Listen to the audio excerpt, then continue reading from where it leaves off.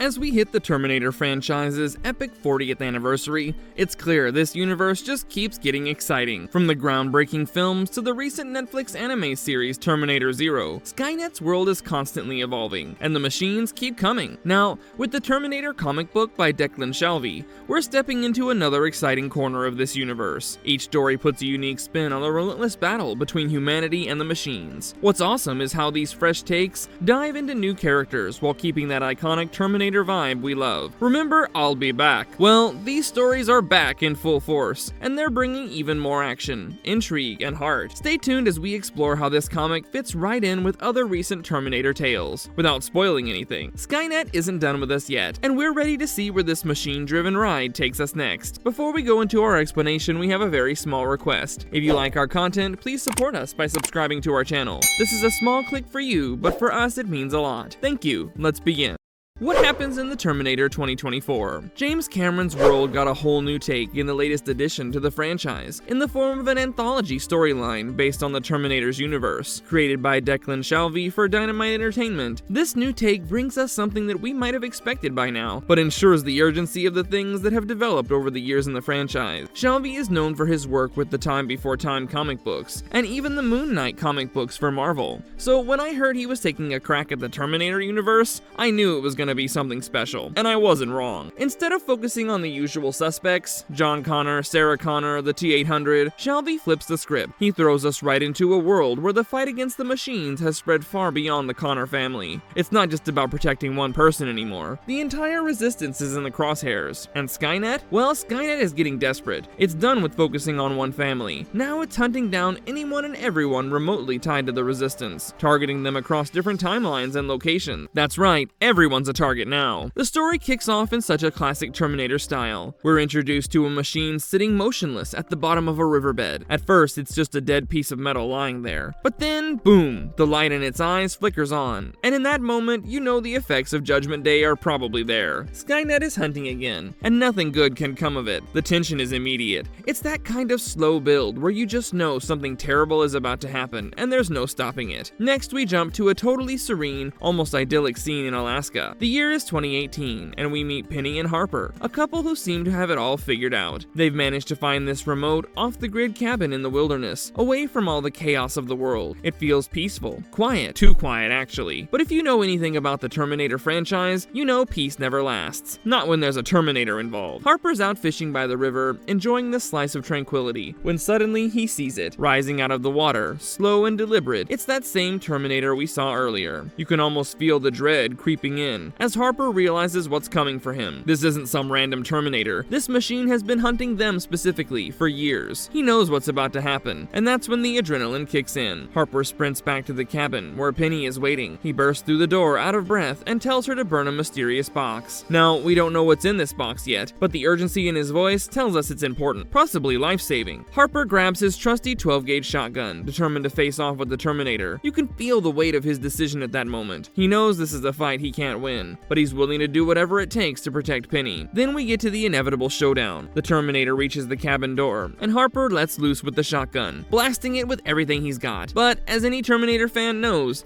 bullets don't mean much to these killing machines. The Terminator takes the hit, stumbles for a second, then stands back up like it's just brushing off the attack. Harper's efforts are valiant, but it's clear this machine is not going down that easily. Here's the thing though, this isn't the first time Penny and Harper have encountered this Terminator. We flash back to 1979, and it's like we're thrown into a tense road trip thriller. The couple is holed up in a dingy motel, keeping a low profile, waiting for the next inevitable attack. You can feel the weight of the years they've spent running, always looking over their shoulders. They're tired, they're scared, and they've survived this long by staying one step ahead. The Terminator is relentless, always coming for them. There's this sense that no matter where they go, it's never far behind. In one of the more action-packed sequences, we see them try to escape via plane. They've got a ticket for a Cessna. Harper's got the plan, and they're moments away from freedom. Or so they think. But of course, the Terminator shows up right before takeoff, blocking their path. In a desperate move, Harper revs the plane's engine and tries to crush the machine under the aircraft's wheels. It seems to work at first, but then, just when you think they've escaped, the Terminator reappears, clinging to the side of the plane. Harper, in a daring and reckless move, manages to shake it off mid-flight, and they live to fight another day. But you get the sense that this isn't the end of their battle. Far from it. We jump back to 2018, and this is where things take a dark turn.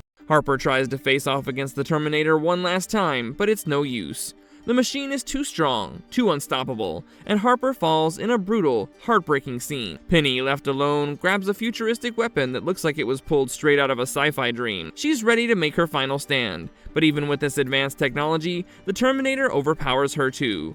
It's a gut-wrenching moment. You can feel the weight of their years of running, only for it to end like this. And then, in the aftermath, as the flames from the cabin fire burn, we see a quiet, almost eerie moment. The Terminator, having completed its mission, glances at a photo in the burning wreckage. It's a picture of Penny, Harper, and a child. And that's when it hits you. The real target wasn't Harper or Penny, it was their child all along. Just like Sarah Connor, who was hunted to prevent the birth of John Connor, Penny and Harper seem to be pawns in a larger game. But here's the kicker, we still don't know why. There are so many unanswered questions. Why were Penny and Harper so important to the Resistance? How were they involved? And what's the deal with that mysterious box Harper told Penny to burn? The story doesn't spoon-feed you these answers, and I love that.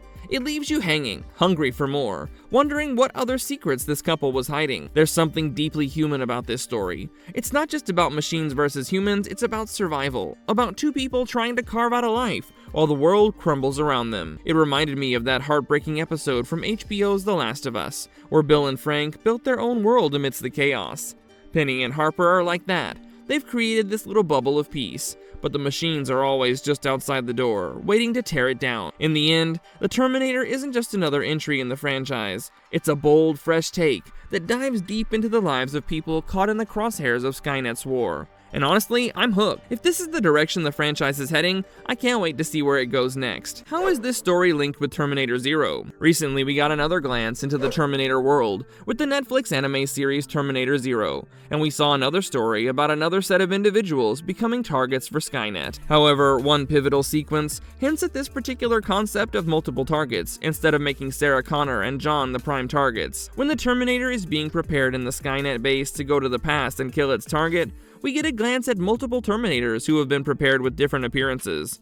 Skynet knows that they're in a desperate circumstance, and all these are different Terminators that will be used to prevent the Resistance from stopping Skynet. While the connection is somewhat based on the assumption of the circumstance, it's clear that Skynet's desperation is evident in both cases. Skynet appears much more desperate because it faces the possibility of being shut down or stopped before it can even reach the point of Judgment Day. This version of Skynet seems much less assured of its ultimate victory, and each move feels like a frantic attempt to outmaneuver the human resistance. Terminator Zero indicates how this desperation has allowed Skynet to make fools of themselves, as they think that killing all these resistance fighters will actually allow them to change their fate. But based on what we know of the way the timeline works, it's impossible for Skynet to achieve what they want to in the timeline where they're sending off Terminators to the past, as each of these killing monsters is heading back to a different branch of the timeline, and their actions will only make a difference on that branch of the timeline. Basically, Skynet might have figured out time travel, but they didn't manage to work on the main theory upon which it exists. Thus, we get to witness them trying to do everything they can to save themselves, but failing. But this desperation has been a growing theme ever since we witnessed it in Terminator 3: Rise of the Machine. In that film, we saw a shift from Skynet's cold, calculating nature to something more frantic as it scrambled to secure its dominance. Skynet had always been a well-oiled machine, pun intended, but by T3 it became clear that it was no longer in total control. The fact that it sent out the deadly TX, an advanced adaptive killing machine, shows just how far it was willing to go. It wasn't just trying to stop John Connor anymore, it was out to destroy the entire Resistance before they could even rise. The desperation became even more palpable when Skynet triggered Judgment Day, despite its plans not going exactly as intended. It's as if Skynet had reached a point of no return, where annihilation became its only option to secure survival. Unlike in the previous films, where there was a sense of meticulous planning, T3 revealed cracks in Skynet's cool exterior. The clock was ticking, and Skynet's actions became more frantic, trying to wipe out not just Connor, but anyone who might pose a threat to its future rule. Marvelous verdict. Over the years, we've seen Skynet try to branch out and target new characters, like in Terminator Dark Fate, but somehow the Connors always end up back in the mix, fighting to save humanity. While that's cool for continuity, it kept the story stuck in a bit of a loop, making it feel like we're always watching the same battle. But Declan Shalvey's new Terminator comic? It's shaking things up. This time, we step away from the Connors, and completely get to see Skynet targeting other people, folks who don't always survive the nightmare. Yep, it's brutal, raw, and seriously dark. Shalvey pulls no punches, giving us a fresh, grimmer look at this relentless machine world. No happy endings, no last-minute rescues, just the terrifying reality of a world where Skynet wins more than it loses. It's a bold twist that adds real weight to the Terminator universe, and it's as thrilling as it is chilling. If you liked our content, don't forget to leave a like and subscribe to us if you haven't already. Have a good one and be safe. Thanks, everyone.